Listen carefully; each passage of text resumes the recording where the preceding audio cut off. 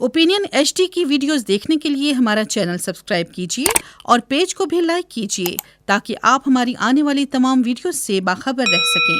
वालेकुम जी, मैं हूं मोहम्मद बिलाल रफ़ीक और मेरे साथ मौजूद है मोहम्मद शकील चोई साहब। ख़बरें बेशुमार हैं और उनमें से चंद ख़बरें डिस्कस करेंगे आपके साथ। एक तो आज़ाद जम्मू कश्मीर में जो टैरिफ है वो जो है 2023 वाला जून का टैरिफ जो वफाक ने आज़ाद कश्मीर हुकूमत के लिए भी उसको तब्दील किया था। वज़ीर-ए-आज़म आज़ाद कश्मीर ने उस टैरिफ को बदलने का कहा था कि हम 22 वाला टैरिफ है जो वो रखेंगे, जुलाई 22 वाला तो या 23 वाला, चूँकि जो 23 जून में ये टैरिफ चेंज होता है तो उस टैरिफ पे वफाक ने कह दिया सीधा सीधा। मैंने पहले भी कई मरतबा गुफ्तगू की थी कि ये IMF का मैटर है और वफाक ने ये कह दिया कि 50 अरब का खसारा हो रहा है। इस पे बातचीत होगी कि कल इस पे आज़ाद जम्मू कश्मीर हुकूमत है, जो प्राइम मिनिस्टर भी जा रहे हैं वफाक के साथ बातचीत करने, कुछ और मौज़ूआत भी हैं, उनके टॉपिक्स हैं या इश्यूज़ हैं, उन पर बात होगी। इसमें कुछ वज़रा भी जा रहे हैं। इसके अलावा नून लीग में एक रिटायर्ड ब्यूरोक्रेट शामिल हो गए हैं जी आज़ाद कश्मीर में, अमजद परवेज़ अली ख़ान। इस पर बातचीत होगी, वो किस टास्क पे आए हैं नून लीग में, आगे क्या करेंगे। तो बाकी भी कुछ मौज़ूआत पे बातचीत करते हैं, लेकिन जो मेन मौज़ूआत यही होंगे। चोई साहब, बिजली के बकाया जात हर बंदे के बढ़ रहे हैं और लोग बिल तो जमा ही नहीं करवा पा रहे, कुछ परसेंट जमा करवा रहे हैं। ये मैंने खासा पहले बता दिया था। ये टैरिफ जो आज़ाद कश्मीर पे लागू हुआ था ₹2.59 जो था 2003 से 23 तक चलता रहा, 20 साल टैरिफ। और टैरिफ कमेटी का बाद में कोई इजलास भी नहीं हुआ। उसमें आज़ाद कश्मीर की तरफ से CS थे, फेडरल सेक्रेटरी जो पावर के होते हैं और फाइनेंस के, वो भी मेंबर्स थे। IMF ने ये किया कि IMF ने जब पाकिस्तान ने अपना खसारा शो किया तो उसमें इन्होंने शो किया जी 50 अरब रुपए की सब्सिडी जो है वो बिजली की मद में आज़ाद जम्मू कश्मीर को, उनके अवाम को देते हैं। ये 50 अरब रुपया जो है वह वफाक सब्सिडी में पे कर देता है। IMF ने कहा कि ये आप भाई ये जो IMF तो ज़रा तमाम सब्सिडीज़ के खिलाफ उन्होंने कहा ये सब्सिडी ख़त्म करें, तो ये जो पैसे हैं ये बिजली महंगी करके उनसे वसूल करें, जैसे वो और शोबों पे भी कहता है, लेकिन हम कब मानते हैं हमारी हुकूमतें। अब ये जो है इस पे वफाक इनकार कर गया कि सब्सिडी नहीं दी जा सकती। कल इस पे बातचीत के लिए आज़ाद जम्मू कश्मीर के वज़ीर-ए-आज़म, मुख्तलिफ मज़ीद इशूज़ पे भी बात होगी और साथ ये भी बात होगी कि ये जो बैठक है ना, असल में बुनियादी तौर पे जो बैठक है जुमेरात 18 जनवरी की, हुकूमत आज़ाद कश्मीर का जो वफ्द है वो वज़ीर-ए-आज़म की सरबराही वज़ीर-ए-आज़म चौधरी अनवारुल्लाह की तैयारी चल रही है। अच्छा, ये कोई मतलब ये ऐसा नहीं है कि वज़ीर-ए-आज़म खुद उठ के चले जा रहे हैं, ये खासा इनका बड़ा डेलीगेशन है जो कि जा रहा है। और जो असल बात यह है कि जो इस वक्त हुकूमत आज़ाद कश्मीर का बिजली के टैरिफ पे मौक़िफ़ है वो वापडा और जो इसके जो इदारे हैं डिस्ट्रीब्यूशन के, वो नहीं मान रहे। सीधी बात है, अभी तक डेड लॉक बरकरार है। इस डेड लॉक को ख़त्म करने के लिए ये जो इजलास हो रहा है इंतहाई अहम है।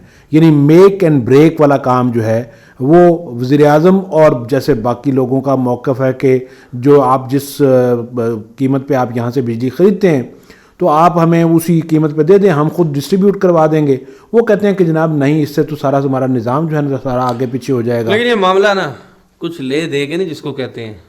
मुझे अब ये देखिए, अभी तक तो जो ऑफर हुई है वो 22 रुपये यूनिट के हिसाब से था, उसके ऊपर भी डेड लॉक है। आप देखें कि वो जो 22 रुपये यूनिट वाली बात है, क्या जो ये मीटिंग हो रही है, जो ये इजलास हो रहा है, मुज़ाकरात हो रहे हैं, इसमें वो बात मानी जाएगी कि नहीं मानी जाएगी।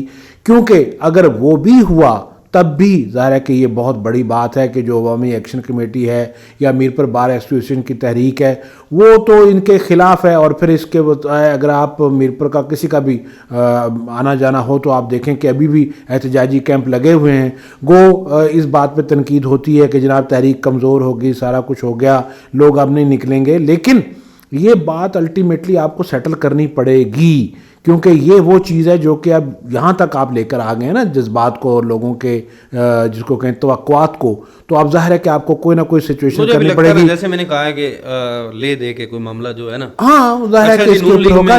چلیں دیکھتے ہیں کہ یہ جو جمعرات 18 جنوری کی میٹنگ ہے اس کا نتیجہ کیا نکلتا ہے. دیکھ لیتے ہیں, کل شام کو اس پہ بات بھی کر لیں گے, رزلٹ آ جائے گا کیا ہوتا ہے. جی ہاں جی ہاں جی ہاں. تو یہ جو اس کے علاوہ دوسرا معاملہ ہے جی, نون لیگ ہو رہی ہے. ایک خبر یہ چل رہی تھی کہ آزاد جموں کشمیر کے جو وزیر کالجز ہیں ظفر ملک صاحب, ہاں جی ہاں جی ہاں جی, وہ شاید نون لیگ میں جا رہے ہیں. بال بچے ہیں, بال بچے ہیں, نہیں جا رہے ہیں. وہ وزیر اعظم آزاد کشمیر کے ساتھ کھڑے ہیں. وہ ان کو بس وہ کہتے ہیں جی یہ دشمنوں نے ہوائی اڑائی ہے, میں بالکل نہیں جا رہا. نہیں, میں خود ان سے رابطہ ہوا, میں نے لیکن جو جا رہے ہیں وہ بھی ظاہر ہے کہ جو گئے ہیں بلکہ جا نہیں رہے بلکہ جو چلے گئے ہیں, اور وہ بھی ایک ظاہر ہے کہ بہت بڑی پرسنالٹی ہیں. راجہ امجد پرویز صاحب جہاں جہاں بھی جس کو کہنے کہ جہاں جہاں بھی گئے داستان چھوڑ آئے. یہ تو ظاہر ہے کہ وہ بڑے دبنگ قسم کے بیوروکریٹ بھی رہے ہیں. تو ویسے بھی ظاہر ہے کہ ان کا جو خاندان ہے وہ پاکستان مسلم لیگ کے بہت زیادہ قریب رہا ہے. ٹھیک ہے, قریب رہا. یہاں پہ چھوٹی سی بریک لیتے ہیں, اس سے آگے ہم بات کا آغاز کریں.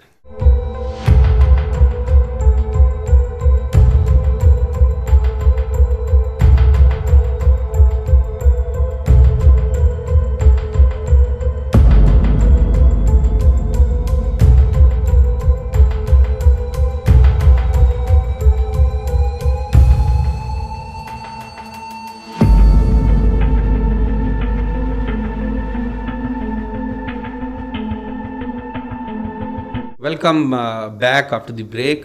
جی چوئی صاحب, نون لیگ کی بات ہو رہی تھی. چلیں, امجد پرویز علی خان چونکہ بیوروکریسی میں تو انہوں نے خاصے کام کیے, اب وہ ایک سیاستدان کے روپ میں سامنے آ رہے ہیں, اور وہ روپ ان کا جو ہے وہ دیکھتے ہیں کس کس کو. ہاں جی, ایک سیاستدان کے طور پہ ویسے تو ظاہر ہے کہ وہ جو جن پوسٹوں پہ رہے ہیں وہاں پہ ظاہر ہے کہ وہ مکمل ایک سیاستدان ہی تھے.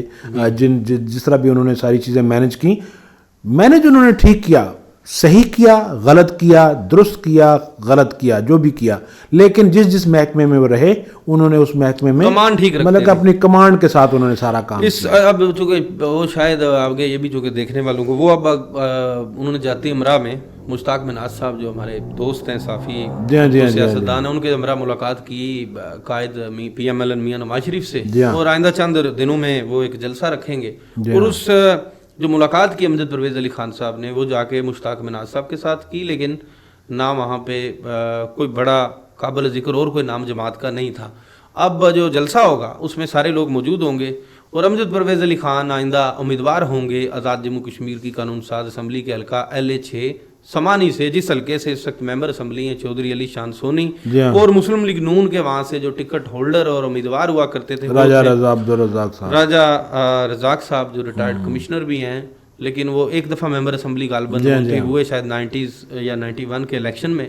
اب آئندہ کا جو الیکشن ہوگا امجد پرویز علی خان امیدوار قانون ساز اسمبلی ہوں گے. اصل میں پتہ کیا جو مسلم لیگ ہے نا, مسلم لیگ نون آزاد کشمیر, اس میں بھی اصل میں چل رہا ہے نا کہ ایک تو یہ سلسلہ چل رہا ہے, دوسرا یہ ہے کہ چاہے راجہ فاروق حیدر صاحب ہوں یا شاہ غلام قادر صاحب ہوں, وہ بھی خاصے متحرک ہیں.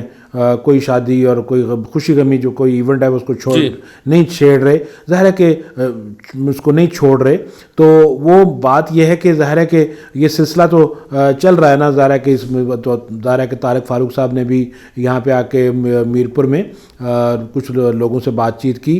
تو ظاہر ہے کہ پاکستان مسلم لیگ بھی مختلف اپنی جو پوزیشننگ ہے وہ اس کو ٹھیک کرنے کے لیے جو مختلف زعماء لیڈر ہیں وہ کام کر رہے ہیں. جی ہاں, مطلب ظاہر ہے کیونکہ سب کی نظریں, میں نے بتایا کہ سب کی نظریں بنیادی طور پہ وفاق کے الیکشن پہ ہیں, 8 فروری پہ ہیں. پہلی دفعہ نہیں ہو رہی ہے یہ نظریں آزاد کشمیر کے پارلیمانی نظام کے متحرک ہوتے یہ نظریں وہاں ہوتی تھیں.